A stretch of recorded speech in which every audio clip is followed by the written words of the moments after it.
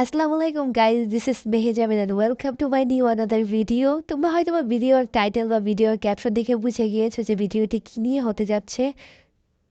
তো ভিডিও শুরু করার আগে তোমাদের আমি কিছু কথা বলতে চাই। যারা আমার পেজে নতুন তারা অবশ্যই লাইক শেয়ার কমেন্ট করে পাশে পাশে থাকবে। তো বেশি কথা না বলে ভিডিওতে চলে যাওয়া যাক।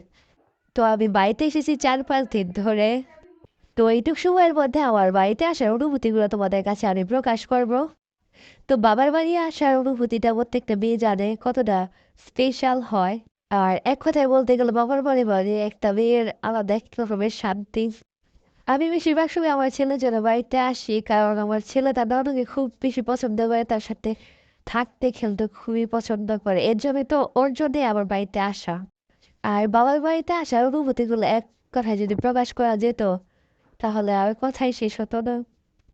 তো আজকে যদি এতটুকুই, সবাই বেশি বেশি লাইক শেয়ার কমেন্ট করো।